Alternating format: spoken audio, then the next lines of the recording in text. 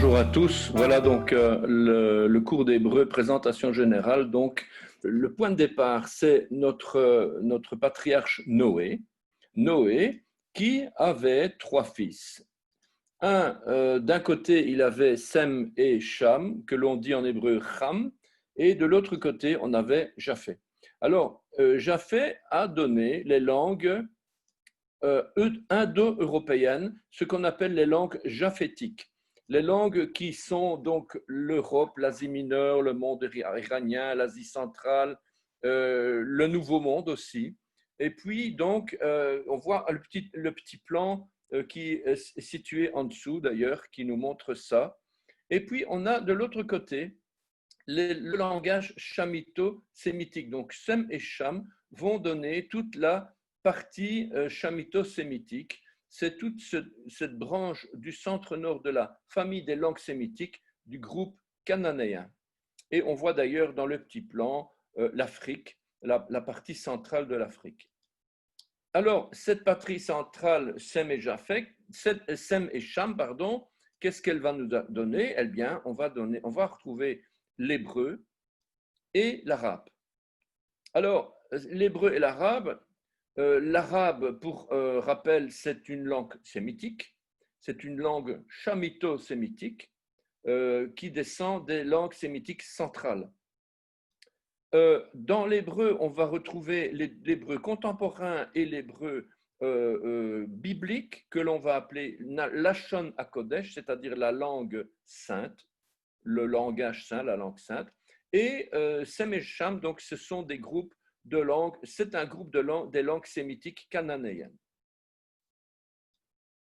Alors, un petit survol de où est-ce qu'on se situe.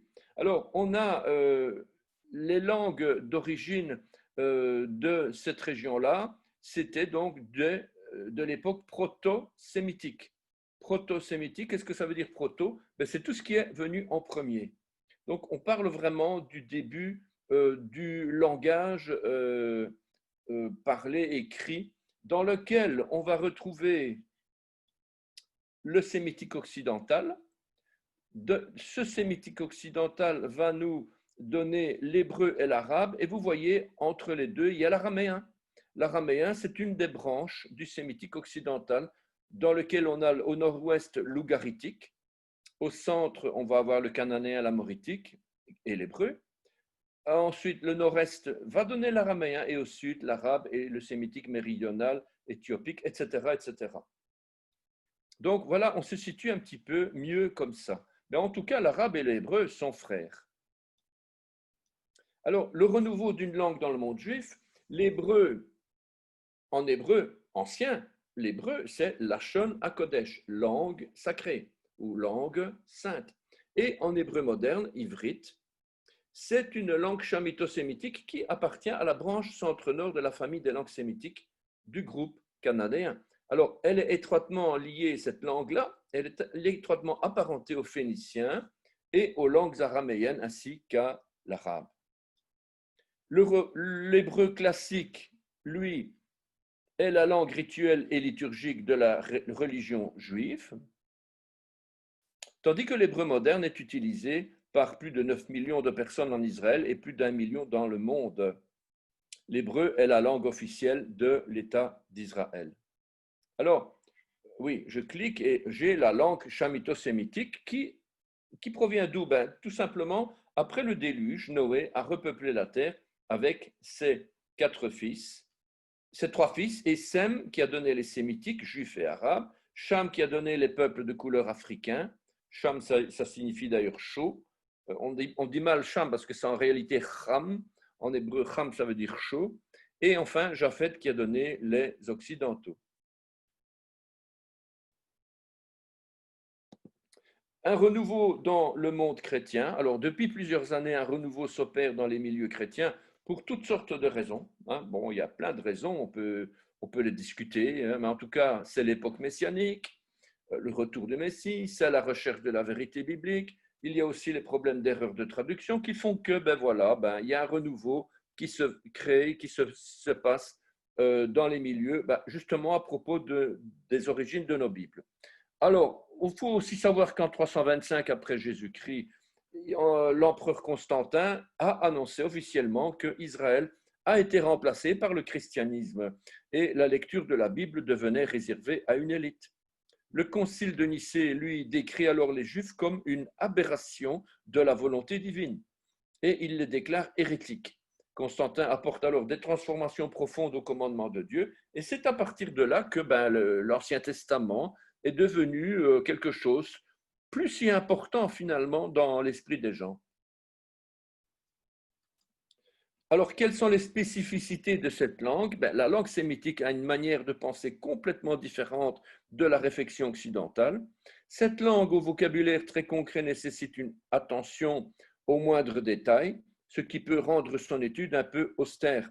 Et voilà, et quelqu'un disait, la Bible nous apprend à garder les pieds dans la glaise et la tête au ciel. Entre la langue biblique et la langue moderne, il existe une base commune de vocabulaire. La majorité des mots de la Bible se retrouvent dans l'hébreu moderne, mais on va avoir quand même une différence au niveau de la syntaxe, et je ne l'ai pas noté, mais on va aussi avoir des différences au niveau de la grammaire et parfois même de la conjugaison. Et cette langue hébraïque a connu une renaissance comme langue parlée au XIXe siècle, donc plus comme langue de la Bible, mais une langue tout simplement d'un peuple, d'un pays, d'une nation abandonnée pendant 2000 ans. Et voilà que cette langue revient après 2000 ans. Et c'est un monsieur, Eliezer Ben Yehuda, un juif russe, donc qui est venu s'installer à Jérusalem et qui a fait de son fils le premier enfant, le premier élève de l'ère moderne à parler l'hébreu. Les spécificités de cette langue. C'est une langue sémitique, donc elle a une manière de penser différente. J'ai mis complètement différente, c'est pas tout à fait vrai, c'est différent, en tout cas de la réflexion occidentale. Cette langue au vocabulaire très concret, les mots, c'est les mots, on ne passe pas, il n'y a pas on ne tricote pas les mots, c'est ce qui est dit, c'est dit. Donc ça, c'est la langue, quoi. Elle est très concrète et elle nécessite une attention aux moindres détails, ce qui peut rendre son étude un peu austère. Il y a quelqu'un qui disait, la Bible nous apprend à garder les pieds dans la glaise et la tête au ciel. Voilà, donc on reste bien séparé entre le ciel et la terre, mais la terre, on en a vraiment besoin, quoi. Ah ben, il y a un rabbin qui disait que on devait être comme des Jacob, la tête dans le ciel et puis les pieds. Eh ben, c'est ça, c'est vraiment ça. Alors, depuis plusieurs années, il y a un renouveau qui se... Oups, je suis reparti. Voilà, alors entre la langue biblique et la langue moderne, il existe une base commune de vocabulaire, comme tu disais, Evelyne. La majorité des mots de la Bible se retrouvent dans l'hébreu moderne, mais la syntaxe a totalement changé. On parle de la syntaxe, la conjugaison et la grammaire. Alors, la langue hébraïque, elle a connu une renaissance ici au XIXe siècle. Ça, on voit vraiment que c'est Dieu qui est en train de faire bouger les choses parce que les temps se resserrent. Eh bien, il a fait lever un homme qui s'appelle Eliezer Ben Yehuda, un juif russe qui est venu s'installer à Jérusalem, et il a lancé la langue hébraïque pas en tant que lecture de la Bible, mais en tant que le parler courant. Et sa première école, son premier élève, c'était son propre fils. Alors, il y a des difficultés. Donc, l'hébreu biblique ne comprend que 8000 mots environ, ce n'est pas beaucoup, mais les mots ont plusieurs sens, certains voulant même dire une chose et son contraire. Chaque terme biblique possède une racine comme les racines d'un arbre. Il y a 4000 racines dans la Bible. Je vous expliquerai après les racines, c'est quoi, puisqu'on dit la racine de notre foi, la racine de la langue, on parle toujours de ce mot des racines, et c'est important de bien comprendre qu'est-ce que fait une racine justement d'un arbre par rapport à notre foi, mais par rapport à la langue aussi. Alors, ces racines, elles vont nous donner le sens concret des mots auxquels nous avons donné un sens abstrait. Et alors, il y a un mot, par exemple, le mot sainteté.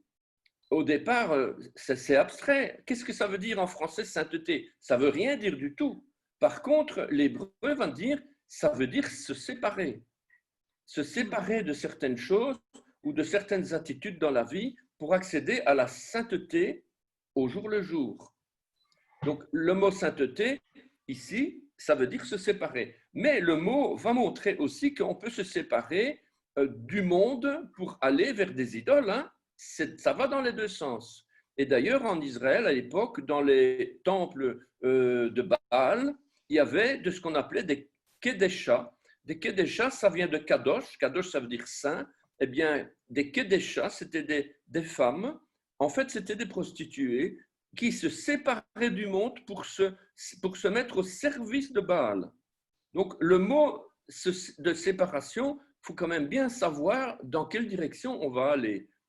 Mais ça veut déjà dire au départ qu'on se sépare, nous en tout cas, en tant que croyants, on va se séparer du mal.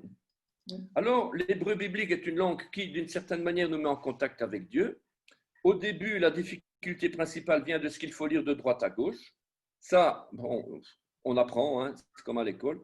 L'apprentissage de l'alphabet peut aussi se révéler. Oui? Donc, l'apprentissage peut se révéler subtil. Beaucoup de lettres se ressemblent. Dans cette langue dont l'alphabet ne comporte que des consonnes, un même mot peut se lire de plusieurs façons, selon les voyelles utilisées. Alors, on dit que l'hébreu, que c'est une langue agglutinante. Chaque mot peut contenir plusieurs parties d'un discours. Le sujet peut être soit préfixe ou suffixe. Certaines tournures peuvent se révéler comme des vérités théologiques. Il y a un exemple, pour l'instant c'est difficile à vous expliquer, mais il y a une lettre qui peut faire passer un verbe d'un passé au futur ou du futur au passé. Et c'est une lettre d'ailleurs que dans les écoles, dans les universités, on appelle le maître du temps. Donc il transforme le temps. Donc elle a une lettre assez miraculeuse, on va dire. Un signe de que ce que Dieu a fait, il continue de le faire et il le fera toujours. Donc, signe que le contenu d'une parole prononcée dans le passé va demeurer chemin de vie pour aujourd'hui. Ça, c'est un petit peu, on y verra. Alors, étudier l'hébreu, ce n'est pas évidemment une condition pour lire la Bible. Il faut quand même bien savoir, on ne met pas la charrue avant les bœufs. On ne commence pas à lire l'hébreu, apprendre l'hébreu pour lire la Bible, puisque nous, en tant que croyants, ce qui nous concerne, c'est est-ce qu'on a le Saint-Esprit? Et c'est le Saint-Esprit qui va nous parler. Alors, étudier la Bible, l'hébreu n'est en aucune manière une condition indispensable pour lire la Bible, mais si on le peut, cette étude procure un grand bonheur. Au fur et à mesure du cours, vous allez comprendre pourquoi. Et c'est très important pour ce cours d'avoir la foi, parce que sans la foi, on peut faire dire à la parole tout ce qu'on veut. Alors, la Bible, Ancien Testament et Nouveau Testament révèlent un vrai trésor. Au niveau de l'histoire, la création de notre monde, j'ai fait un petit PowerPoint de présentation, c'est pour ça qu'il y a des questions de vie qui viennent se mettre là, et ça peut servir aussi à tout le monde. Hein. Alors, au niveau des réponses que l'être humain se pose, bonheur, malheur, péché, amour, vie, mort, au niveau du monde physique, de notre monde, au niveau du monde spirituel qui nous environne, le monde des anges, au niveau du monde céleste aussi, qui n'est pas le même que le monde spirituel, c'est encore une chose, c'est le ciel de Dieu, et au niveau des événements prophétiques du futur. Donc, tout est déjà écrit. On pense que tout est déjà écrit. On ne peut pas affirmer, mais en tout cas, il s'avère en tout cas que Dieu a déjà montré beaucoup de choses, des prophéties qui s'accomplissent, etc. Alors, un passage du Nouveau Testament, Luc 24, 44. Intéressant parce que c'est Jésus qui est en train de parler. Et il dit, c'est là ce que je vous disais lorsque j'étais encore avec vous, qu'il fallait que s'accomplisse tout ce qui est écrit de moi dans la loi de Moïse, dans les prophètes et dans les psaumes.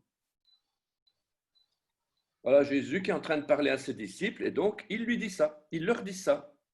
Alors, c'est un fameux défi qu'il est en train de lancer. Il est en train de dire que la loi de Moïse, c'est-à-dire la Genèse, l'Exode, le Lévitique, le Nombre, le Deutéronome, que les prophètes, il y en a 16 en tout, il y en a 16 des prophètes, hein, et les 150 psaumes, donc c'est un fameux défi qu'il est en train de dire, vous allez me trouver là-dedans.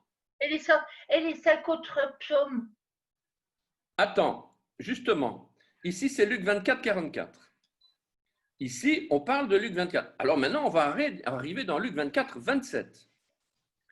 Jésus est annoncé dans les 39 livres de l'Ancien Testament selon Luc 24, 27. Bon, rappel, Bible, il y a 66 livres dans la Bible, il y en a 39 dans l'Ancien Testament, 27 dans le Nouveau Testament. Jésus est annoncé dans les 39 livres de l'Ancien Testament, puisque ce qu'on vient de voir, Luc 24, 44, c'était 22 livres, et tout l'Ancien Testament, c'est 39 livres. Alors, le passage, justement, c'est Jésus, il y a la barre là-dessus qui me gêne. Donc, 22 livres dans l'Ancien Testament, Luc 24, 44. On a le Pentateuque, Genèse, Exode, Lévitique, Nombre, Deutéronome. On a les psaumes de David, les psaumes de Corée, les psaumes de Asaph, les psaumes de Moïse, les psaumes de Salomon, les psaumes de Héman et Étan. Ça, c'est les auteurs des psaumes. Et on a encore les 16 prophètes. Je ne vous les cite pas, il n'y a qu'à lire, quoi. Ça fait un bon paquet. Donc, Jésus est en train de dire, dans toutes les Écritures, en commençant par Moïse et par toutes les prophètes, il leur expliqua dans toutes les Écritures ce qui le concernait. Alors, c'est tout l'Ancien Testament, tout le tenarque. Ça veut dire que quand les disciples étaient là, les apôtres et tout, il n'y avait pas dans le Nouveau Testament, il n'y avait que l'Ancien, c'était le tenarque. Tenarque, c'est un acronyme de tenarque, c'est Torah. Na, c'est Navi, Neviim, c'est les prophètes. Et le KH, c'est Ketuvim, c'est tous les écrits. Donc, c'est l'Ancien Testament. Voilà. Donc, il dit donc qu'il est là-dedans. Alors, quelque part, c'est un fameux défi qu'il est en train de lancer aux lecteurs, aux croyants, à chacun, aux chrétiens, puisque les Juifs n'ont pas le Nouveau Testament, donc ils ne croient pas en Jésus. Donc, c'est à nous que ça s'adresse. Et donc, il nous dit, ben, allez voir. Alors, il y a un point de départ. Le point de départ, pour nous, pour l'hébreu, c'est les hiéroglyphes. Donc, il y a l'écriture égyptienne qu'on connaît, et c'est le point de départ. De là, va dériver une écriture que l'on va appeler proto-sinaïtique, qui est suivie de l'écriture proto-cananéenne, donc c'est vraiment les débuts. Hein. Et cette écriture va évoluer ensuite en écriture phénicienne. Je vais vous montrer des exemples ici, parce que c'est un petit peu charabia pour l'instant. C'est une écriture considérée comme la mère des écritures, des Grecs, paléo-hébraïques, samaritaines, araméennes, bref, de tout. L'hébreu, c'est une langue donc, qui est utilisée dans la Bible, Tanakh, et dans la Mishnah. On employait l'araméen pour la plupart des livres apocryphes. Qumran, vous en avez déjà sûrement entendu parler depuis 1947, tout ce qu'on y a trouvé comme écrit. Et en dehors de tous les livres bibliques, il y a seulement un manuscrit sur 6 qui était rédigé en araméen. Il y a quelques manuscrits aussi en grec. Alors, une des premières apparitions de l'hébreu dans la Bible, cette fois-ci, où est-ce qu'on parle des Hébreux? C'est quand on a donné le nom à Abraham. En Genèse 14, verset 13, on dit Abraham l'hébreu. C'est la première fois qu'on parle de ce mot hébreu. Avant qu'il ne devienne Abraham, il s'appelait Abram. Abraham à Ivri ou Ivri. Mais le texte ne fait aucune mention de la langue encore à ce moment-là. Alors, il est généralement admis que le terme hébreu proviendrait de l'expression Me'eber la Nahar, c'est-à-dire de l'autre côté du fleuve, qui désigne l'origine d'Abraham. Puisque Abraham, c'est un petit peu l'origine de tout ici, chez nous, pour notre foi et tout. Alors, l'origine de notre langage. Vous avez ici l'ère du temps, depuis la création d'Adam jusqu'à la fin de l'Ancien Testament. Alors, dans le calendrier hébraïque juif, on calcule, aujourd'hui nous sommes en 2020, eh bien nous sommes en 5780. 5780 depuis la création de Adam. Et ils disent que la création de Adam s'est faite en moins 3761 avant Jésus-Christ. Et c'est le point de départ. On n'a pas dit que c'est la création du monde. Hein? C'est tout à fait autre chose. Donc ici, on parle vraiment du point de départ du langage. Et on arrive avec moins 3100 l'apparition des hiéroglyphes. Moins 1500, un petit peu avant, on avait moins 1800, c'est Abraham qui apparaît, et c'est l'époque où on commence tout doucement à parler du mot hébreu. Moins 1500, c'est la période proto-sinaïtique. On va retrouver tout de suite un autre tableau avec les lettres, l'apparition du langage. Puis, on a la période phénicienne en moins 1400, moins 1100 avec l'exode d'Égypte. Et beaucoup plus tard, en moins 400, apparaît le grec, et une centaine d'années plus tard, il y a les Romains qui apparaissent, et c'est en moins 300 que c'est le latin. Donc voilà donc le point de départ. Mais notre point de départ, c'est là-bas tout en haut. Et qu'est-ce qui se passe justement? Ça, je vais passer parce que j'ai pris un truc d'Internet, mais c'est même pas moi qui l'ai fait.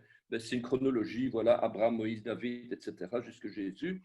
Donc, mais en tout cas, ça correspond avec l'année plus ou moins d'Abraham en moins 1800 quelque chose, quoi. Hein. Alors, un rapide aperçu de l'origine de nos langues. Le point de départ, c'est des hiéroglyphes. Qu'est-ce que ça veut dire? Ça veut dire qu'une lettre a un sens. Une lettre provient de quelque chose qui existe sur Terre. Chaque lettre va donc avoir un sens. Ça va, vous êtes là? Oui, oui. Donc, parce que comme je ne vous vois pas, donc chaque lettre va avoir un sens. Et on va regarder la première lettre. Vous allez voir des choses curieuses. Il y a un bonhomme, un monsieur qui s'appelle Douglas Petrovich, archéologue. C'est un archéologue, professeur d'égyptien ancien au Canada. Il a retrouvé quelque chose qui correspond à la vérité, c'est que les anciens Israélites ont transformé les hiéroglyphes égyptiens dans un système d'écriture de 22 lettres alphabétiques qui correspond à l'alphabet hébreu. Pendant tout un temps, on a pensé que l'alphabet hébreu était l'origine de tout. Mais ce n'est pas vrai. L'alphabet hébreu provient d'un système hiéroglyphique. Et les Israélites cherchaient à se communiquer entre eux. Et il y avait cette Égypte-là, l'Égypte ancienne. Et là, c'est à partir de là qu'ils ont créé un dictionnaire ou un langage, on va dire. Et puis l'alphabet qui disent que les Chinois, ils auraient l'hébreu comme nous.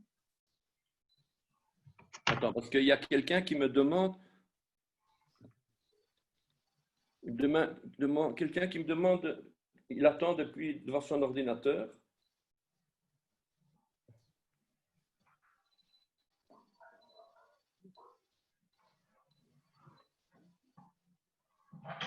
Connecter une petite seconde.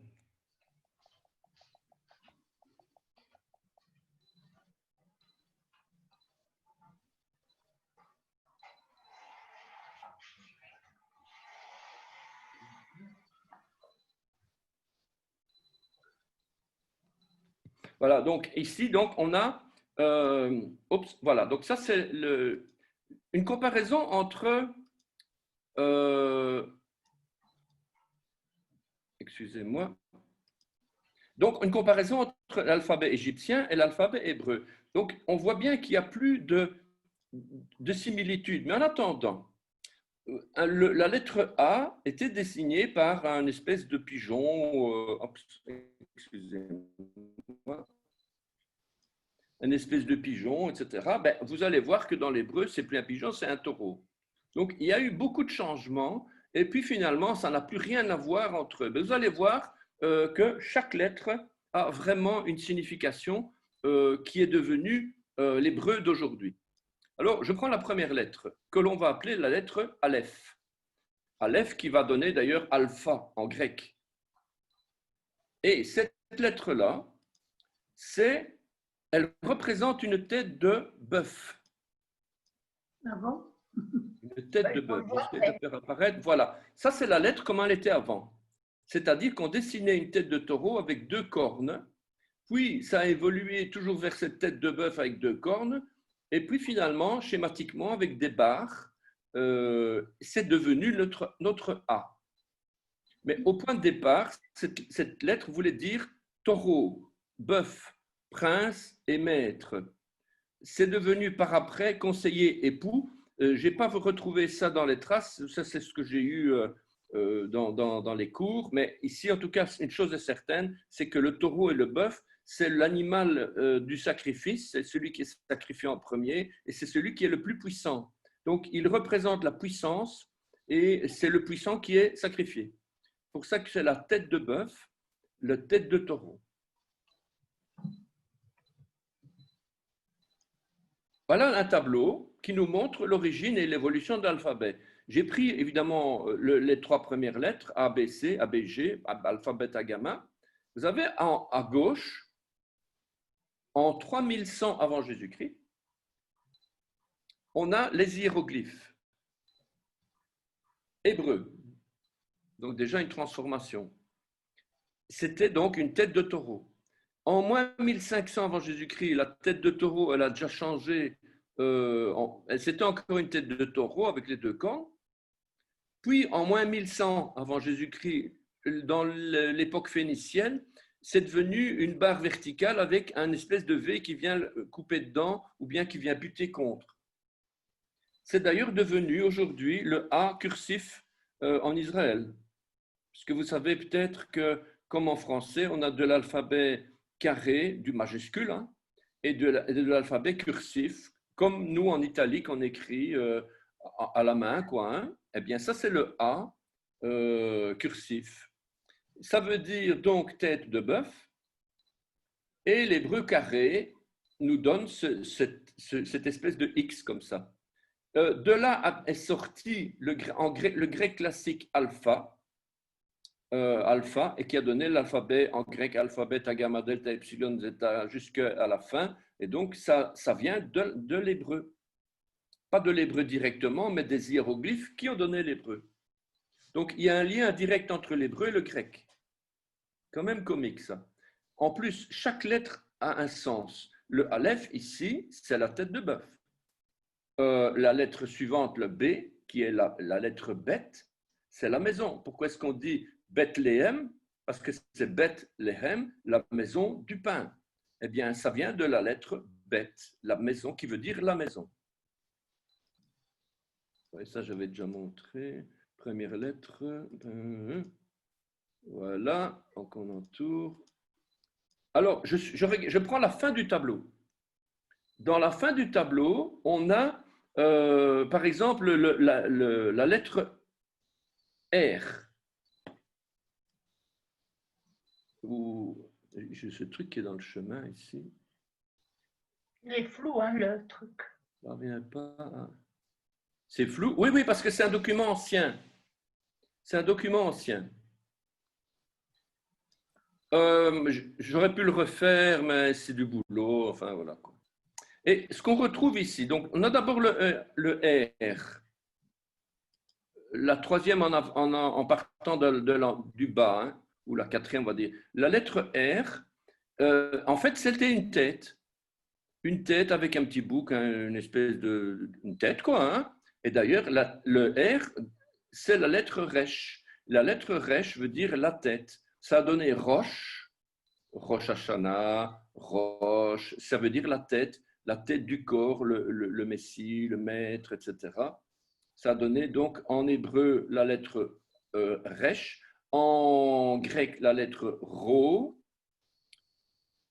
et on retrouve notre dernière lettre de l'alphabet hébreu, la lettre Tav, qui n'est pas la dernière lettre de l'alphabet grec parce que l'alphabet grec se termine avec oméga, puisque dans l'Apocalypse, on dit je suis l'alpha et l'oméga. Mais en fait, ce n'est pas la dernière lettre de l'alphabet, puisque ici, c'est la lettre Tau, c'est-à-dire le T grec. Mais en tout cas, ce qui est curieux, c'est que quand Jésus dit « je suis l'alpha et l'oméga, je suis le aleph, je suis le tav », il dit « je suis la signature, je suis la marque, je termine mon œuvre, je la signe, je la contresigne, plus personne ne viendra après moi, je suis le premier et le dernier ». Et quel est le symbole à l'époque proto-sinaïtique de cette lettre? C'est une croix. Une croix. Une croix. Et alors que la croix romaine, elle est venue 1600 ans plus tard, 1700 ans plus tard, même plus, 1500 à 300. Ça fait 1200 ans plus tard. Donc voilà déjà un clin d'œil de Dieu pour dire, voilà, bah, évidemment ça fait heurter les rabbins, etc., parce que nous, dans nos enseignements, on dit ça, mais eux, ils disent, ça n'a rien à voir, etc., quoi. En tout cas, c'est la lettre Aleph et Tav, donc c'est je suis le premier et le dernier, le commencement et la fin. Et donc, alors pourquoi est-ce que ce n'est pas l'oméga? Parce que l'oméga, en fait, il semblerait que l'oméga est une lettre qui a été ajoutée par rapport à l'omicron. La lettre omicron, qui est aussi un O, je n'ai pas ça ici, mais bon, on trouve ça sur Wikipédia, sur Internet, hein, c'est connu. La lettre omicron, c'était la fin, et l'oméga est venu, on l'a ajouté cette lettre pour ne pas confondre. Et donc, mais on avait déjà dessiné l'oméga comme une espèce de, le omicron comme une espèce d'oméga aussi. Donc, mais on l'appelait ça peut-être omicron, je ne sais pas. Ouais, Mais je ne vois pas ici. non, je ne l'ai pas ici. Je ne l'ai pas mis ici, non. Parce que ce n'est pas un cours sur l'alphabet grec, mais c'est pour montrer qu'on a une origine. Et quelle est l'origine? Vous voyez? Ah, il y a quelqu'un qui attend. Ah, ouais, voilà, admettre. Voilà. Il y a quelqu'un qui s'ajoute en plus. C'est Rosario. Voilà. Donc, je continue mon cours. Bonjour, Rosario. Ah, il n'est pas branché encore. Il va se connecter. Alors, donc, on a la lettre. Cet écran, je ne parviens pas à l'enlever. On va le mettre là. Donc, voilà le tableau. Si ça vous intéresse, je vous l'enverrai. Mais vous allez voir des choses tout à fait curieuses. C'est que, par exemple, on a la lettre, la plus petite lettre de l'alphabet que l'on dit le iota. En fait, ça vient de yod. Le yod, c'est le i. Eh bien, ça veut dire la main. C'est le bras de l'Éternel, la main de Dieu. Si on veut dire l'homme, la lettre E qui se dit en hébreu He, c'est en fait une lettre qui représente le souffle du Saint-Esprit, le souffle de Dieu. Et avant, c'était un petit bonhomme qui était là sur ses deux pieds, qui levait les mains au ciel. Quelque part, c'est quand même curieux. Il y a tellement de choses. Alors ici, ça c'est l'alphabet, le tableau sur l'alphabet. J'ai cliqué un peu trop vite, mais ce n'est pas grave. Alors, on a un système de 3 groupes de lettres. On a un système de 1 à 10, un système de 20 à 70, à 70, et on a un système de, truc dans le chemin, de 80 à 400. Donc, on a, en partant en haut de la droite vers la gauche, c'est donc les lettres, ce n'est plus A, B, C, D, E, F, G, c'est A, B, G, puisque le C n'existe pas en hébreu. Donc, on a le Aleph, qui veut dire le taureau, le bœuf, le prince, le conseiller, l'époux, le maître, le puissant. C'est la première lettre de l'alphabet, c'est pour ça qu'on dit que sa valeur numérique, c'est 1. Ensuite, on a la deuxième lettre, c'est la lettre bête avec un point, c'est la maison, la bergerie.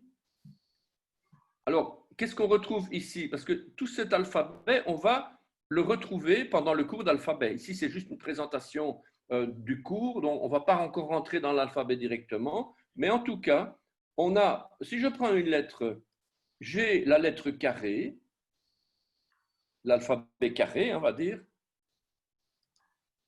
Ensuite, j'ai le nom de la lettre. Et ensuite, j'ai sa valeur numérique et sa signification. Voilà. Alors, pour la valeur numérique. Tableau. Comment? Tu peux m'envoyer ce tableau? Oui, d'accord, je t'en enverrai.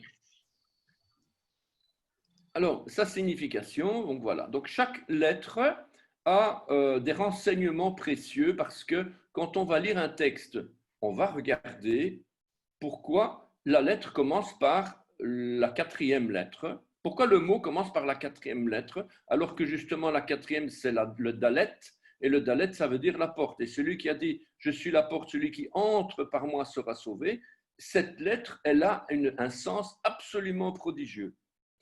Si je prends par exemple la plus petite lettre de l'alphabet, la lettre 10, qui est au bout à gauche, qui veut dire la main, la force, la puissance, la domination, la vigueur, c'est cette lettre qu'on va ajouter, comme par exemple Yeshayahu, Isaïe, Josué, Yehoshua, etc.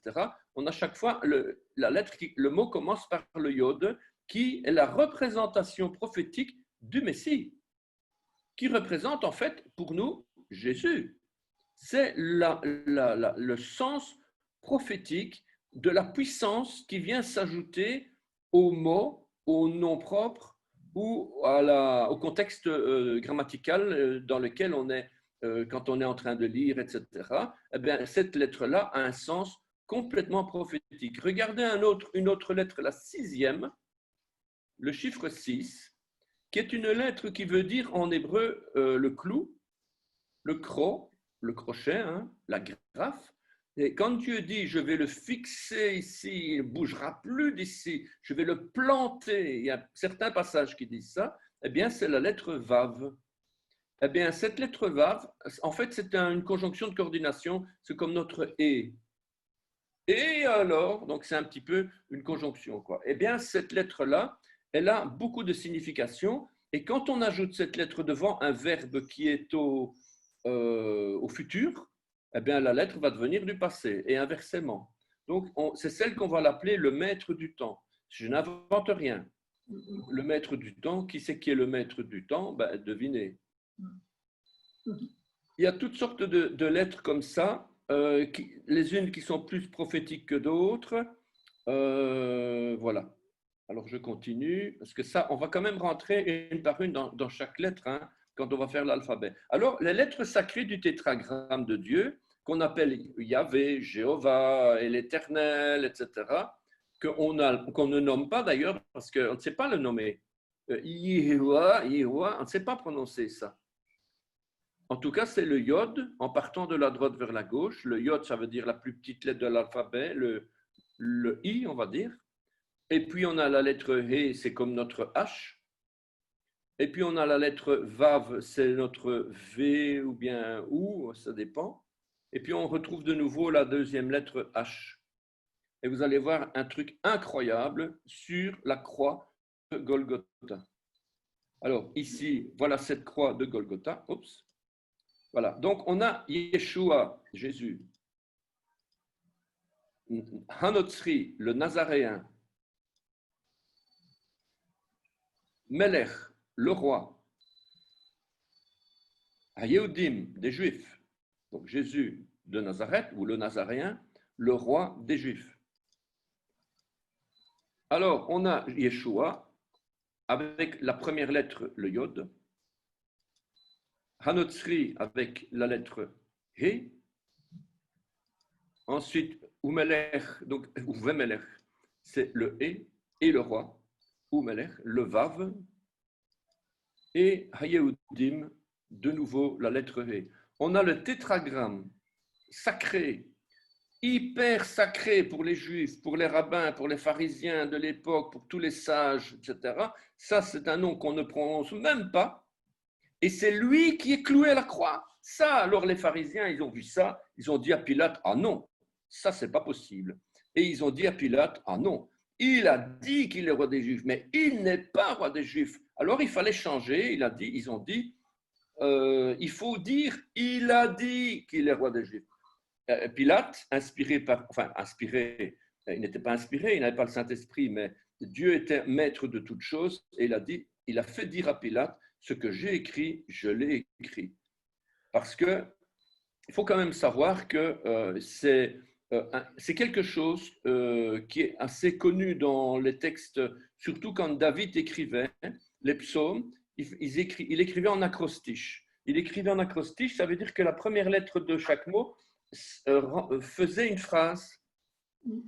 C'était connu et tout le monde savait ça. Et il y a comme ça, comme on dirait, une puce à l'oreille, que quand on lit quelque chose, on jette quand même un petit coup d'œil sur la première lettre, etc. Et on remarque des fois si, est-ce qu'il y a un message caché, tout ça. et voilà qu'il tombe sur le tétragramme de Dieu dans le texte. Et ça on retrouve vraiment dans l'araméen, c'est de l'hébreu en fait, hein, puisque sur l'écriteau, c'était de l'hébreu, du grec et du latin. Donc voilà, donc, voilà, donc Jean 19, 21, les principaux sacrificateurs des Juifs dirent à Jésus, n'écris pas le roi des Juifs, mais écris qu'il a dit, je suis roi des Juifs. Donc les pharisiens ont vu le tétragramme sacré de Dieu, ils ont été choqués, ils ont dit, ça, c'est pas possible. Alors, ils ont vu ça et ils ont compris qu'il s'agissait d'un message à leur attention de la part de Dieu lui-même. La seule façon de rejeter cela était de casser l'acrostiche en mettant devant la phrase « il a dit ».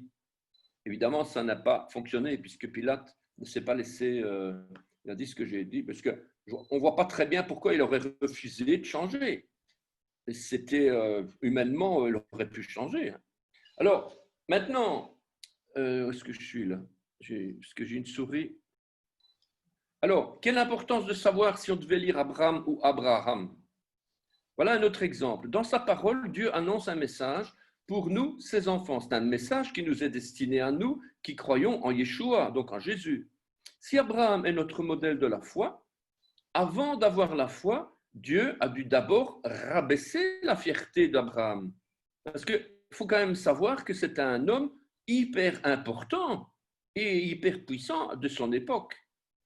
Alors, si on veut servir le Seigneur, on doit d'abord passer par une repentance, une humilité, une humiliation, un retour sur soi. Et on va voir justement, on ne va pas faire l'analyse de tous les mots, c'est juste celui d'en haut, Avram ha-ivri, Abram l'hébreu, ce n'est pas encore Abraham. Donc c'est Genèse 14, verset 13. Alors, que voit-on là-dedans? On voit Abram. Avram. Av, ça veut dire père. Abba, Av, etc. Et puis on a Ram qui veut dire, ça vient du verbe rum, qui veut dire lever, s'élever, exalter, se présenter, etc. Il y a plusieurs mots là. S'enfler d'orgueil, puissant. Donc c'est quelque chose, c'est un père c'était quelqu'un de puissant, pas enflé d'orgueil, mais bon, il y avait quand même des risques et Dieu ne pouvait rien faire avec lui. Donc qu'est-ce qu'il a fait? Il a ajouté une lettre. Et il a fait Avraham. Donc il a ajouté la lettre He, cette fameuse lettre, la cinquième lettre de l'alphabet. Il l'a mis avant la fin, avant la dernière. Et c'est devenu Avraham, père. Av, ça veut dire père, ça reste. Ra, c'est beaucoup. Et Ham, c'est une multitude, père d'une multitude de nations. Donc notre Abraham qui aurait pu risquer d'être enflé d'orgueil, c'est fini. Dieu lui a dit, maintenant je mets ma lettre dans ton nom et tu vas être le père d'une multitude de nations. Et c'est notre père, celui qui est le père de la foi. C'est notre père de la foi aujourd'hui. Donc c'est très important de voir que quand Dieu veut utiliser quelqu'un, il va devoir mettre son nom, pas dans notre nom physique, hein, c'est spirituel tout ça, mais il y a quelque chose qui doit être fait, quoi. Alors, qu'est-ce que c'est que ça? Alors, je prends l'exemple de Jésus. On a le nom de Yeshua, Jésus, Yeshua. On a, en partant de la droite, Yod, Shin, Vav, Aïn, c'est le Yod, le S, le U et puis le A. Eh bien, son vrai nom, c'est Yeshua, c'est pas Jésus, c'est Yeshua, ou bien avec le C ou avec le S. Et ça veut dire Yahshua, c'est Yahvé, sauf. Yahvé, c'est Dieu, hein, le tétragramme, c'est Dieu. Et Shua, c'est le verbe sauver. Et ici, on va voir, ça c'est une chose de savoir que c'est Yahvé qui sauve, mais on va voir chaque lettre maintenant. Chaque lettre de son sens, de son nom, a une signification prophétique assez comique, il faut dire. On prend d'abord le Yod, la première lettre de l'alphabet, qu'on dit Yé. Yeshua, Yé. Où est-ce que je suis là? Ensuite, on a Chou. Et ensuite, on a A. Voilà, donc Yeshua. Donc on lit de droite vers la gauche. Alors, on a son vrai nom Yeshua, voilà. Chaque lettre de son nom a une signification prophétique. Le Yod, c'est la main, c'est-à-dire le bras de l'Éternel. Le Shin, ça veut dire le mépris, la dent. Avoir une dent contre quelqu'un, c'est un peu de là que ça vient. Le mépris. Donc, il a été méprisé. Ensuite, le Vav, ça veut dire le clou. Donc, il a été cloué sur le bois. Et ensuite, on a la dernière lettre, celle qui est à gauche dans le nom, mais en partant de la droite, c'est la dernière, c'est le Aïn, qui est le regard. Donc, en fait, grâce à son sacrifice, grâce à cette main qui a été méprisée, clouée, le regard de Dieu peut à nouveau se poser sur les hommes qui ont mis leur foi en lui. C'est un petit peu la signification de son nom, au travers des lettres. Quand même extraordinaire. Marrant, alors, le Shin, on dirait une couronne. Comment? Le Shin, on dirait une couronne. En fait, c'est une couronne, c'est une molaire. Parce qu'en hébreu, Shin, ça vient de Shen. Et Shen, c'est comme une molaire, en fait. Il y a trois parties qui montent comme ça. C'est une molaire, en fait. Alors, ici, la numérotation des versets, simplement pour vous montrer déjà un exemple de Bible hébraïque. Hein. Vous avez, on lit de gauche vers la droite pour le français. Et là, on lit de droite vers la gauche. La numérotation en français, c'est 1, 2, 3, 4, 5 et compagnie. Hein. C'est une annotation occidentale. Et en hébreu, c'est une annotation sémitique. On ne lit pas Echad, Shtaim, Shalosh, ça veut dire 1, 2, 3, 4. On lit Aleph, Bet, Gimel, Dalet. Ça veut dire A, B, C, D, E, F, etc. Et ça, c'est donc une annotation sémitique qui est un peu compliquée, il faut dire, parce que je vous expliquerai après. En tout cas, on a vu la naissance. Maintenant, un exemple d'études bibliques. Pourquoi est-ce qu'on doit savoir ces choses? On a vu la naissance de Adam en moins 3761. On peut discuter évidemment, ouais, mais je ne suis pas d'accord, ouais, mais ceci, ouais, mais cela. Il est peut-être né il y a 300 millions d'années. Ok, on peut discuter. Bon, ok. En attendant, comment est-ce possible? Est-ce que notre terre est jeune? Donc, on prend le premier verset. Au commencement, Dieu créait les cieux et la terre. La terre était informée vide, vous connaissez le passage, il y avait des ténèbres à la surface de l'abîme, et l'Esprit de Dieu se mouvait au-dessus des eaux. Alors, au commencement, la grammaire va nous montrer une perle, c'est une perle. Dans le premier mot de la Bible, le début de la Genèse, Bereshit, au commencement, c'est Bereshit bara Elohim. Le premier mot au commencement, Bereshit, est composé d'un mot, roche. Vous avez vu tout à l'heure la tête, pour la lettre R, Bereshit, c'est la tête, eh bien c'est la lettre roche, la tête, le commencement, la tête du corps. On peut déjà voir ici dans le premier mot de la Bible la tête du corps, le chef de l'Église, le chef d'Israël, la tête d'Israël, etc. En tout cas pour nous qui sommes de l'Église, eh bien c'est le chef de l'Église, c'est lui le maître, c'est lui le bon berger. Ensuite, le mot Bereshit ne veut pas dire au commencement, mais à un commencement. À un commencement, ça veut dire qu'il y en a déjà eu avant. Le début de la Bible n'est pas le commencement de la création de l'univers. Ah oui, j'ai enlevé tous les détails. Au niveau de l'hébreu, je vous expliquerai le pourquoi du comment, parce qu'en fait, on sait très bien que ici, il faut un article. Si ça avait été au commencement, le commencement de tout, on aurait eu Bareshit. Bareshit, ça aurait été une contraction de B-Ha, c'est-à-dire dans le commencement. Mais comme c'est dans Bereshit, ça veut dire que c'est un commencement indéfini. Ça veut dire qu'il n'est pas défini de manière claire. Ça veut dire qu'il y en avait d'autres. Si je dis je mange une pomme ou je mange la pomme, je mange la pomme, je vais dire Ha, patouar. Ou si je mange une pomme, je vais dire patouar tout court. Je ne vais pas dire l'article devant et ça va être complètement visible dans le texte. Donc on voit très bien ici que c'est un commencement et il y en a déjà eu avant. Alors, pour l'hébreu contemporain, j'arrive tout doucement à la fin de ce PowerPoint. Hein. Donc, on a l'hébreu carré et l'hébreu cursif. Alors, l'hébreu cursif, on va dire, ouais, mais bon, en français, c'est pas mieux. Hein. Oups, excusez-moi. En français, c'est pas mieux. Hein. Vous mettez un A majuscule et un A minuscule à côté, je vois pas le rapport entre le A majuscule et le A minuscule. Hein. Pour ceux qui n'y connaissent rien, ils vont dire le français, c'est une langue de 1, une langue de brin. Le B, pareil. Le F, pareil. Le M, là, la barre, elle va vers le haut, tandis que pour la majuscule, elle va vers le bas. On pourrait se poser la question. Le E, ça n'a rien à voir entre le E majuscule et le E minuscule. Eh bien, pour l'hébreu, c'est un petit peu pareil, même un petit peu plus facile, ça dépend. Mais en tout cas, vous voyez en haut à droite, vous avez l'alphabet carré en noir et l'alphabet cursif en vert. Certaines lettres cursives ressemblent vaguement aux lettres majuscules. La 8e, elle est carrément la même. La 20e, c'est carrément la même.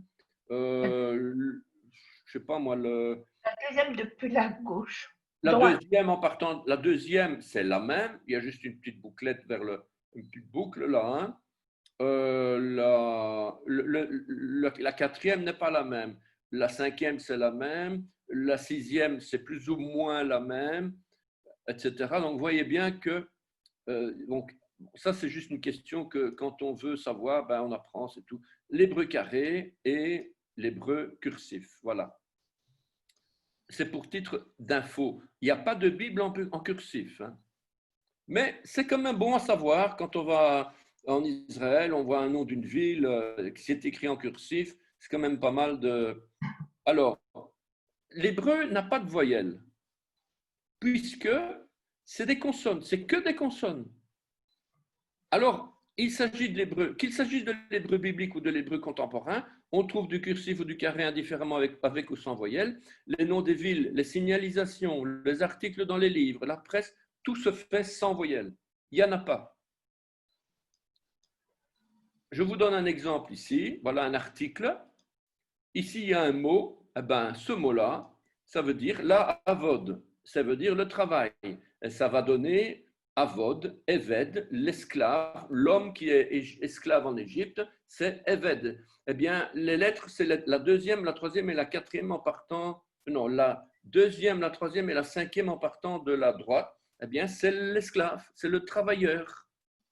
En hébreu, il n'y a pas d'esclave. C'est l'homme travaille et la femme travaille. Qu'il travaille pour un salaire ou qu'il travaille pour forcé, c'est quand même un travail. Eh bien, c'est ça, un esclave. Et quand on est au service de Dieu, c'est exactement pareil. On est des esclaves au service de Dieu. On est au service de Dieu. On est esclave soit du péché, soit de la justice. Vous connaissez ces passages, j'espère, en tout cas. Donc, et alors, voilà, donc ça, voilà un mot, un autre mot, ayom, le jour, voilà, un exemple comme ça. Hein. Et puis, il y a encore ici, Israël, voilà, encore un mot, donc Israël. Voilà, donc ça c'est. Mais vous voyez bien, il n'y a pas de voyelles, rien du tout. Donc, alors, les voyelles, c'est quelque chose qu'on retrouve plutôt dans la Bible. Alors, ici, je ne vois plus avec ma barre, je vais tout bouger. Alors, un passage de Lévitique 10, 16, avec ou sans voyelles. Voilà, je crois que je termine avec ça. Voilà un exemple de la Torah. Donc, on ne sait même pas où est le début, où est la fin. En plus, pour aligner droite-gauche, on va écarter les lettres. Donc, on va se dire, c'est quand même des drôles de machins, comme ça, écarter vraiment, juste pour justifier des deux côtés. Et voici la même chose, mais avec des voyelles. Donc, c'est quoi les voyelles? C'est en fait, oups, excusez-moi. Donc, ce sont des points verticaux, des points horizontaux, des petits traits et des choses comme ça. Il suffit de les apprendre, c'est tout. C'est pas fort compliqué. Il suffit de regarder et puis c'est bon, quoi. Donc, c'est une question d'apprentissage, tout simplement. C'est vrai que comme ça, quand on voit, c'est du vrai chinois ou de l'hébreu, c'est pareil, quoi. Mais en réalité, les petits points sont pas plus compliqué que ça. indifféremment au-dessus ou en dessous. Comment? Les petits points sont indifféremment au-dessus et ou en dessous? Ils sont généralement en dessous. Il y en a qui viennent au-dessus, c'est pour faire les cholam, c'est pour le haut. Et c'est aussi des symboles qui vont montrer l'intensité dans le chant, l'intensité ou la façon de chanter, la vocalisation pour le chant, quoi. Donc ça, c'est quelque chose qui a un autre but. Mais en termes de vocalisation, c'est-à-dire A, E, I, O, U, le U, c'est plutôt OU, eh bien, c'est des petits points comme ça, comme ça, comme ça, comme ça, un point sur le côté à gauche, etc., quoi. Ben, c'est une question d'apprendre, quoi. C'est pas... C'est dur. Non, pas compliqué. D'ailleurs, je vous dis, hein, pour mon expérience personnelle, moi, j'ai fait mes latins grecs quand j'étais à l'école. Puis des années après, je me suis dit, on va quand même faire un peu d'hébreu parce que c'est quand même intéressant. Et je me suis lancé.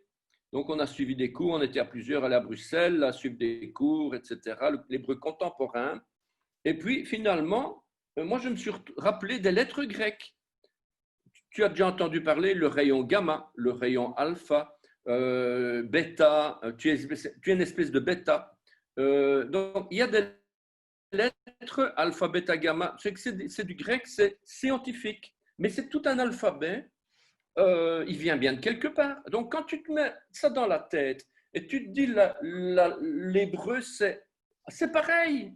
C'est exactement pareil, quoi. Alors, finalement, tu te dis, bah, on stresse moins. En tout cas, moi, c'est ce qui m'est arrivé. J'ai perdu complètement tout le stress. Je me suis dit, bah, il suffit d'apprendre, c'est tout. Et effectivement, maintenant, je donne cours, donc à la preuve, quoi. Donc, pour dire que C'est une grosse tête. pas du tout, absolument pas du tout, hein. Alors là, pas du tout, hein. C'est une chose de connaître les lettres, mais aussi de... Enfin, moi, j'ai un peu peur au niveau de la signification de chaque lettre. Alors, justement, moi, j'ai fait un cours très lent au début. Ça met un certain temps parce que quand j'ai un groupe, je ne vais pas plus loin tant que le groupe entier n'a pas accroché et qu'il n'y a plus d'erreur dans la prononciation. Donc, on recommence à chaque fois à faire le tour de table des lettres et puis on fait des exercices. Et puis là, j'ai eu un groupe dernièrement, j'ai envoyé 4 pages il faut répondre, quoi. C'est quoi cette lettre-là, c'est quoi cette lettre-là, etc. C'est une question simplement de défaire des exercices. Et comme les cours se donnent tous les 15 jours, parce qu'il ne faut pas non plus en mettre plein la tête aux gens, parce qu'il faut quand même, il y a chacun aussi sa vie, mais c'est quand même de faire les exercices lentement mais sûrement, et ça rentre comme du beurre après. Et d'ailleurs, en général, les élèves qui se lancent là-dedans, après 3 mois, ils savent déjà lire le premier verset de la Bible. Donc, je veux dire 3 mois, ça veut dire, il y a moyen de lire après 2 semaines, hein, mais en faisant de l'intensif, comme les cours d'hébreu à Bruxelles ou ailleurs, Ulpan, ils appellent ça. C'est des cours d'hébreu pour les gens qui veulent partir, habiter en Israël. Donc, c'est des cours d'hébreu intensifs. Je pense qu'il y a parfois même 2 cours par semaine. Et là, c'est de l'intensif. On apprend vraiment, dès le 3e cours, on doit déjà lire. Allez, il faut lire, il faut lire, il faut lire. Allez, on apprend les lettres, on recopie 100 fois la lettre. Et hop, c'est vraiment de l'intensif. On peut lire la lettre, mais on ne comprend pas ce que ça signifie. Oui, mais après, il pose des questions, il fait le tour de table. Chaque fois, le tour de table, quand on est une dizaine, chacun, suivant, allez, suivant, comme ça. Enfin, plus lentement que ce que je montre. C'est pas. Mais franchement, c'est pas compliqué. La langue, c'est comme un Lego. Cette langue-là, vous savez, les Legos qu'on emboîte comme ça. Eh bien, l'hébreu, c'est exactement ça. Vous avez le principe de cette langue-là, c'est que tous les mots de la Bible sont composés d'une racine de 3 lettres. Donc, quand vous avez un mot, vous ressortez la racine de 3 lettres. On a lu le premier verset de la Bible au commencement. Quelle est la racine de ce mot-là? C'est le mot roche. Bereshit, au commencement. Mais la racine de base, c'est roche. Resh, shin, donc trois lettres. Resh, vav, shin. Eh bien, ce mot-là, c'est la racine. Eh bien, avec cette racine, vous pouvez ajouter des préfixes, vous pouvez ajouter des suffixes, toutes sortes de suffixes pour recréer un nouveau mot. C'est carrément du Lego. Hein. C'est carrément du Lego. C'est ça que je me dis. On peut même inventer, franchement, en hébreu, on peut inventer des mots qui sont faux, mais on va vous écouter, on va vous comprendre. Parce que le principe, c'est la racine qui a un sens, un préfixe qui veut dire soit un temps, un suffixe qui veut dire soit c'est moi, soit c'est toi, des pronoms, c'est des pronoms, des choses comme ça. Et donc, on comprend directement le sens. Oui. Maintenant, ça c'est pour le monde de la Bible, parce que le mot téléphone, autobus et des choses comme ça, il n'y a pas de racine à ça. Ce sont des mots qui n'existent pas dans la Bible. Et donc, c'est ça la différence entre l'hébreu biblique et l'hébreu contemporain. Voilà, en tout cas, ça c'était déjà un petit aperçu du début de ce cours. Éventuellement, si on a d'autres personnes au cours prochain, on peut repasser rapidement ce PowerPoint en revue et on commencera directement, on va rentrer dans l'alphabet. Ah, dis Jacques, excuse-moi, hein, est-ce qu'on aura des copies de leçons ou bien Alors, c'est ce que j'ai expliqué avant que tu n'arrives. Le cours, il fait partie. Donc, il y a deux parties à ça. C'est une première partie pendant 3 semaines, 3 cours. Tout ça est gratuit. C'est juste de la présentation. Le 4e cours, donc ici, ça va être lundi prochain. Et puis après lundi prochain. Non, enfin, on va encore décider du jour. Et donc, 3 fois, 1 fois par semaine. Et la 4e fois, ça va être, on va devoir établir des dates et on va commencer le cours. Et là, ça va être payant. Ça veut dire que payant n'est pas non plus la mer à boire. C'est un cours qui, sur 10 mois, c'est 100 €. Ça veut dire 10 € par mois. Pour une année complète, quoi. Quand vous pensez que les cours sur Internet, c'est 900 à 1000 €. Ça, c'est le prix moyen d'un cours. Ça peut aller jusqu'à 600 en diminuant. Ici, c'est 100 €. Alors, les gens qui n'ont pas, parce que le cours, il existe sur Internet, il y a moyen de se télécharger les cours, mais pas avoir une présentation chaque fois avec le cours. Et là, on peut télécharger les cours, tous les cours sont là, mais c'est la moitié, c'est 50 €. Voilà. Pour 10 mois, hein, pour 1 an. Donc, il faut dire que c'est franchement pas la mer à boire. Hein. C'est vraiment pour payer les serviteurs, voilà. Pour payer les ouvriers. Sinon, et les photocopies. Sinon, voilà quoi. S'il y a Voilà. des copies, c'est 10 € par mois. Bon, c'est pas la mer à boire, je veux dire, c'est faisable.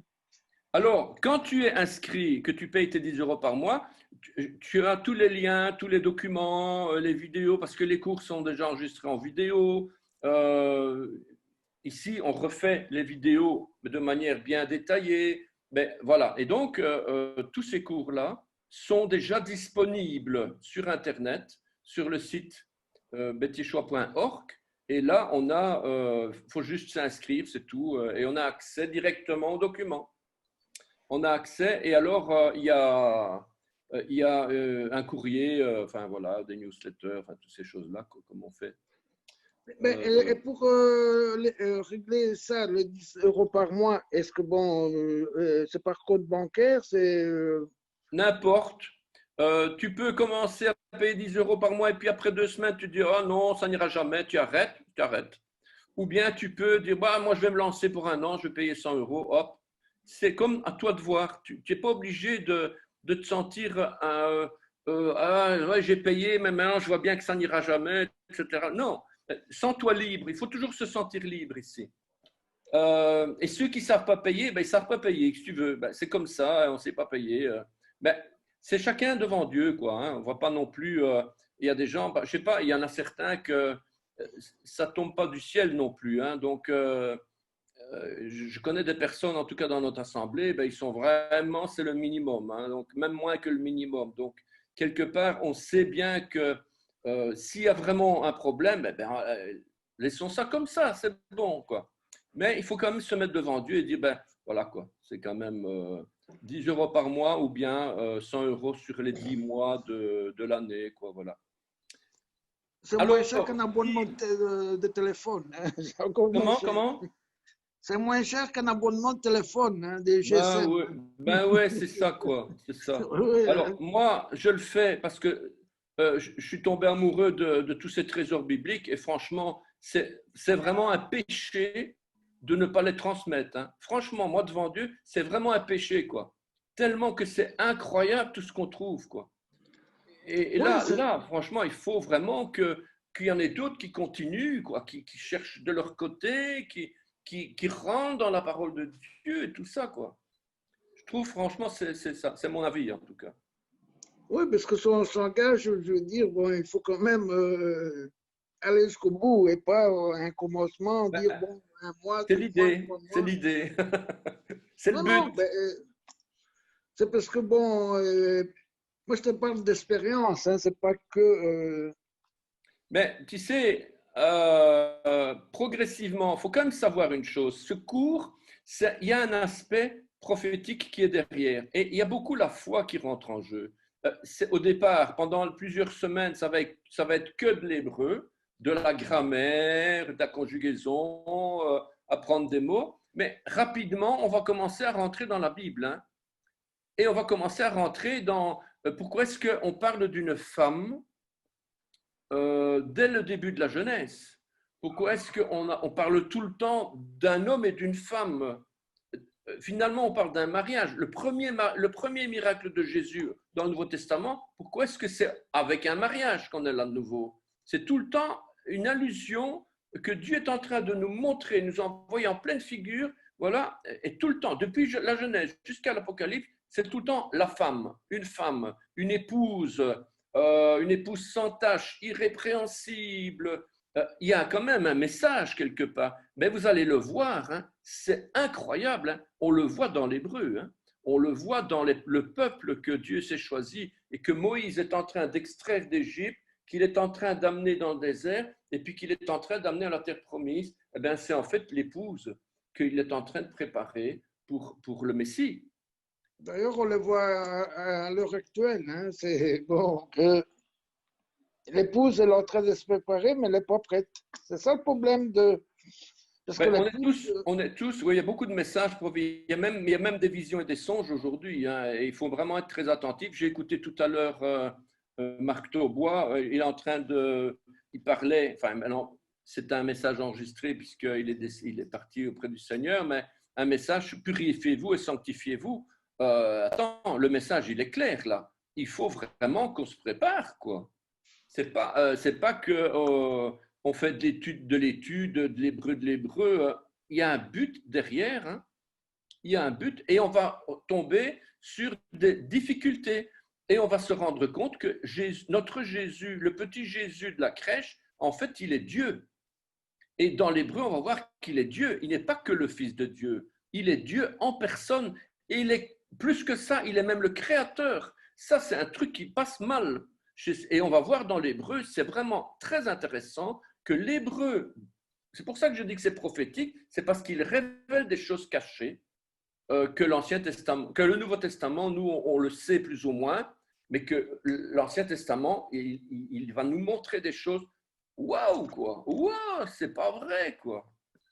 C'est ça. Moi, j'ai remarqué tout ça parce que, bon, via toutes les prophéties qu'on a reçues des prophètes, déjà, ils annonçaient déjà la naissance du Créateur à ce moment-là. Hein. Et d'ailleurs, c'est ça qu'on a vu.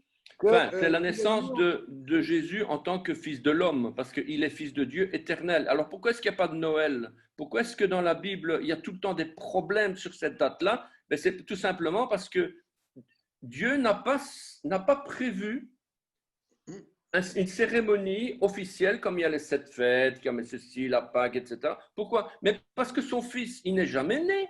Il est éternel. qui c'est qui est né? C'est le corps dans lequel s'est incarné le Fils de Dieu. Maintenant, ce corps, il est glorifié, il est toujours là au ciel avec ce corps-là. Hein? Mais il faut quand même savoir que quand on dit Jésus, le petit Jésus, mais il est éternel, il n'a jamais né. Il a créé les choses. C'est quand même. Et là, je ne pense pas que tout le monde est d'accord sur la question. Et justement, c'est intéressant que l'Hébreu va nous montrer des prodiges sur la question justement de ça. Et c'est la base même, parce que Jésus, il a dit, si vous ne croyez pas ce que je suis, vous mourrez dans vos péchés. Et c'est quand il dit ce que je suis, ben c'est l'Éternel qui est dans le buisson ardent, là. Hein. Il dit, si vous ne croyez pas ce que je suis, Yé, Asher Yé, c'est le Dieu éternel qui est là dans le buisson ardent, c'est moi. C'est moi. C'est ça qu'il dit. Et voilà, c'est vraiment... dernièrement, j'ai eu une altercation sur Zoom, ici, là, une altercation avec quelqu'un qui n'était pas du tout d'accord. Et qu'est-ce que vous voulez qu'on fasse? C'est pour ça que je dis qu'à un moment donné, c'est par la foi qu'on doit s'approcher de Dieu et de croire qu'il existe et qu'il est le rémunérateur de ceux qui le cherchent. Et c'est par la foi qu'on croit qu'il est fils de Dieu, c'est par la foi qu'on croit qu'il est Dieu, qu'il est le créateur. Et là, on a besoin de la foi. Et c'est pour ça que le cours, il est progressif. On doit rentrer progressivement dans la révélation des textes. Je vous ai montré 2 petits exemples là avec Abraham, avec Bereshit, avec des choses comme ça, avec le nom de Jésus sur la croix. Là, franchement, c'est un pavé dans la mare. Hein, de certains qui disent que oui, mais non, Jésus, oui, c'est le Fils de Dieu. Oui, on est d'accord. Oui, les gars, ouais, c'est un ange. Enfin, c'est comme un ange qui a été créé par Dieu, en fait, hein, pour nous pardonner nos péchés. Voilà. Dieu a envoyé un ange, voilà. Donc, c'est quelqu'un qui a été créé par Dieu. Ben, moi, je ne suis pas d'accord, pas du tout. C'est Dieu lui-même. Maintenant, comment c'est possible qu'il y ait Dieu, il y a un seul Dieu? Pour dire trois, mais un, trois.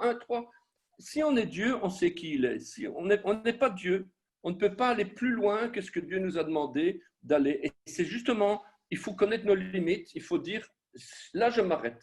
C'est comme Dieu, il a mis les vagues qui vont vers la terre, et il a dit aux vagues, tu vas aller jusque-là et tu ne vas pas aller plus loin. C'est un petit peu l'objectif, c'est qu'on a nos limites et on ne doit pas essayer de discuter pendant 1 heure sur oui, mais je pense que, c'est comme ça, c'est la foi, et c'est par la foi qu'on croit que Jésus est le Fils de Dieu, c'est par la foi qu'on croit que c'est lui le Sauveur, etc.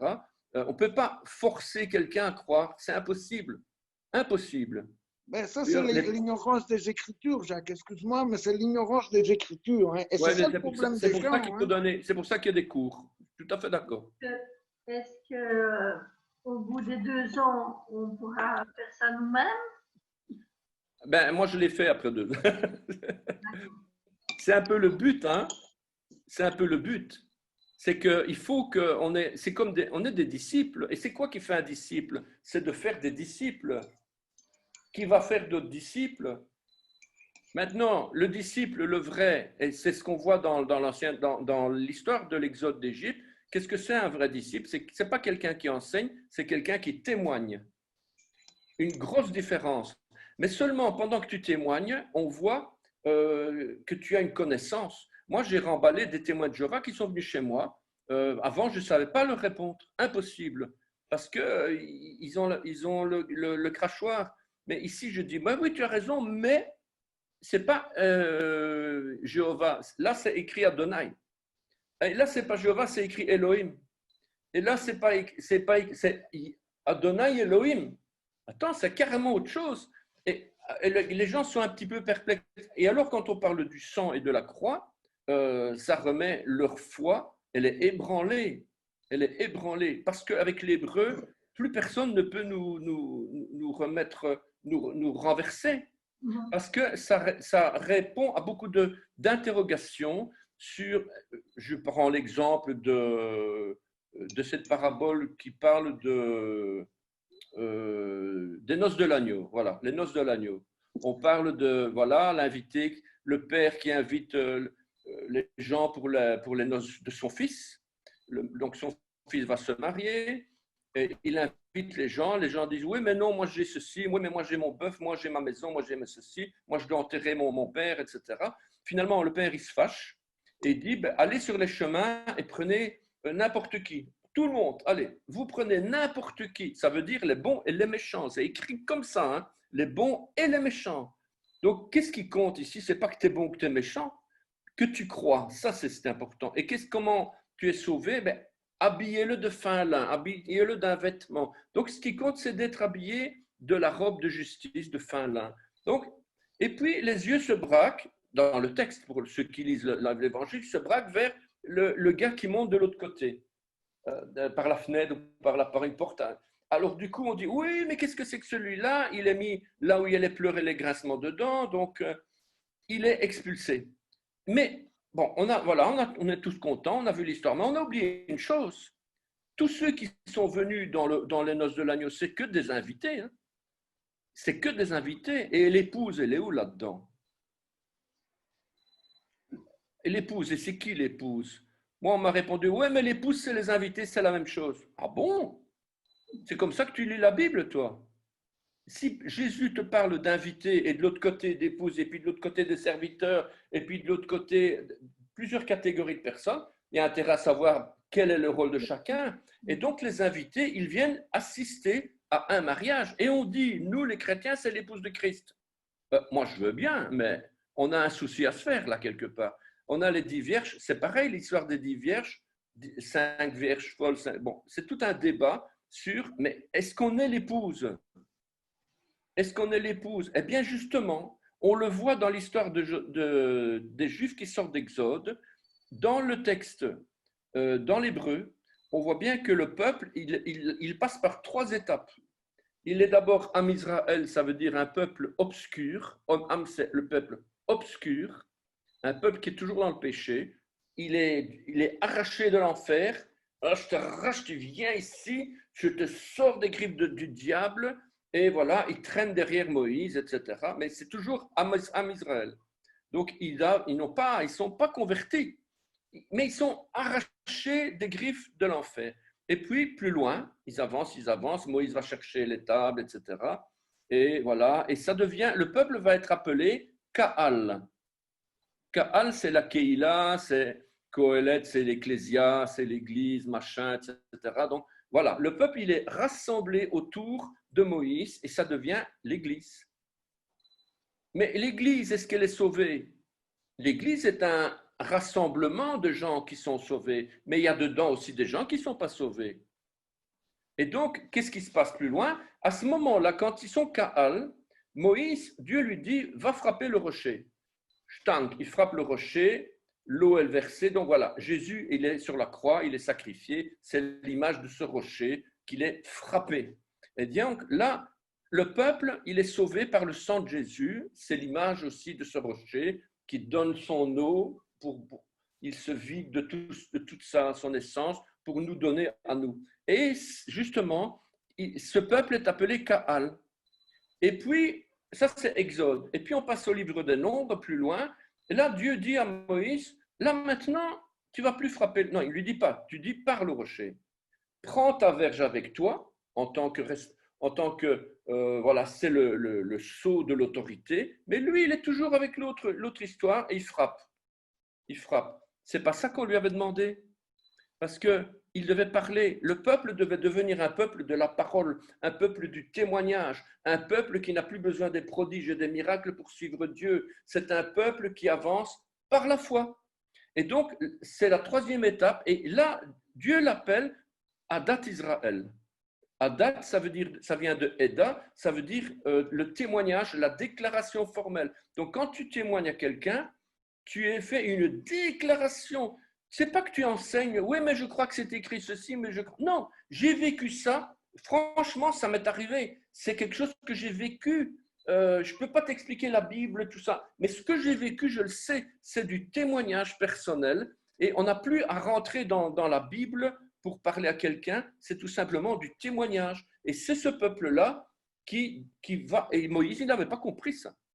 C'est pour ça qu'il n'est pas rentré. Parce que ceux qui devaient rentrer dans la terre promise, ils devaient être Adat Israël. Et lui, il ne l'était pas.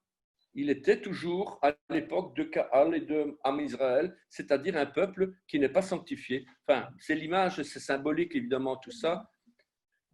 Et tout ça, eh bien, l'histoire de l'épouse, on le voit là, dans l'histoire de Moïse, quoi. C'est quand même extraordinaire que tout ce qui est écrit dans l'affaire de Jésus, on le retrouve là. Évidemment, ça demande beaucoup de temps de recherche et tout ça, mais déjà ces petites choses, le décodage, c'est extrêmement important. Quand on parle par exemple après on va terminer, on parle par exemple des pêcheurs. Jésus il dit à ses disciples, vous ne serez plus des pêcheurs, vous serez des pêcheurs d'hommes. Donc on a de l'eau, la mer qui représente la mer des nations. À chaque fois que vous avez la mer dans la Bible, c'est la mer des nations. Et puis vous avez des poissons qui sont dedans. Des poissons qui vivent dans l'eau, qui ne respirent pas, qui ont l'oxygène mais de l'eau. Ils vivent par l'esprit du monde. Et puis à un moment donné, on va les extraire de l'eau, on va les faire mourir, on va les tuer littéralement, on va les sortir de l'eau, ils vont plus savoir respirer, et ils vont recevoir quoi? Ils vont recevoir le Saint-Esprit. Et c'est donc la nouvelle naissance. Donc ils vont devenir quelqu'un d'autre, ils vont changer de nature. Donc l'image de la mer avec les poissons, c'est la nouvelle naissance. La pêche miraculeuse, c'est la nouvelle naissance. Et Jésus qui marche sur l'eau se dit, moi je suis en train de marcher sur la mer des nations, c'est moi qui ai autorité ici. Hein. C'est moi qui décide, je marche au-dessus de l'esprit du monde. J'ai autorité sur l'esprit du monde. J'ai autorité sur les puissances et les esprits méchants et sur tous les princes de ce monde de ténèbres, sur tout cet esprit qui marche sur la terre. J'ai autorité là-dessus. Et il dit à Pierre, tu peux le faire aussi.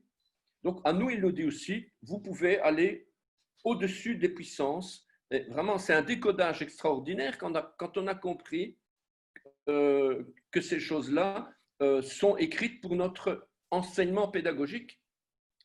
C'est pas qu'il faut obéir aux commandements de la Torah. Bien sûr qu'il faut obéir aux 10 commandements. On n'en change à rien. Pas question de changer. Enfin voilà, donc ça c'est l'aspect de décodage. J'ai une question par rapport à ça. L'hébreu, c'est la langue qu'on appelle l'Ancien Testament. Mais Oui. Le Nouveau Testament est écrit en grec. Alors, il a été traduit partiellement. Parce qu'il y a eu un monsieur qui s'appelle Claude Trémontant, qui était un philologue, philosophe, un spécialiste des langues sémitiques. Et bon, il est décédé maintenant, c'est dans les années 50, 60, 80, etc. Et on lui avait demandé, parce qu'en fait c'était un catholique, et l'évêché lui avait demandé de faire une étude sur l'âge du Nouveau Testament et sur les langues du Nouveau Testament. Et comme il n'y a pas beaucoup de traces de ça, qu'est-ce qu'il a fait? Il a créé une concordance d'expression.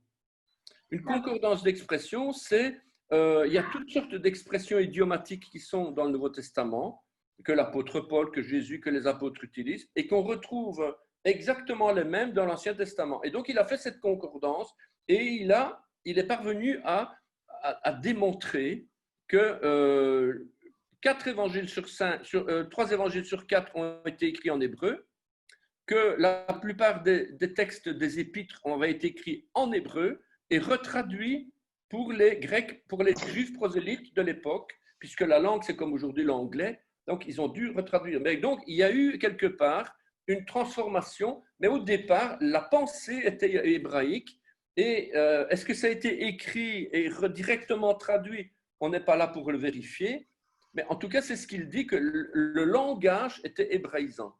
Et il va même jusqu'à dire que le plus grec des 4 évangélistes, il était hébreu. C'était Luc. C'est ce qu'on dit. Hein. C'est ce que lui, il dit. En tout cas, bon, ben ça. Et il a écrit une série de livres dont Le Christ hébreu. C'est un livre comme ça, mais il y a une série, je crois qu'il y a 4 tomes. Eh bien, il explique dans les moindres détails l'âge de chaque livre, etc. Donc, c'est une étude assez poussée. Et il dit aussi des choses intéressantes, comme quoi notre langue française, elle est donc, en fait, l'hébreu est une langue avec des coins. Et le français, qu'est-ce qu'il fait, le français? Il rabote les coins. Parce que ça nous convient mieux, en fait. L'hébreu est une langue difficile. Traduire, c'est trahir, donc clairement. Alors, on rabote de ce côté, parce que ça ne nous convient pas. Et puis finalement, qu'est-ce qui reste? Un texte, comme je vais dire, comme il y a des traductions de la Bible qui sont bien édulcorées. Hein? Alors, évidemment, il ne faut pas non plus tout remettre en question, puisque c'est le Saint-Esprit qui est le maître de tout ça, et c'est lui qui nous parle quand on lit la Bible. Donc, on n'a pas non plus à critiquer ces choses-là. Enfin, c'est mon avis. Hein. C'est mon avis. Voilà. Jacques,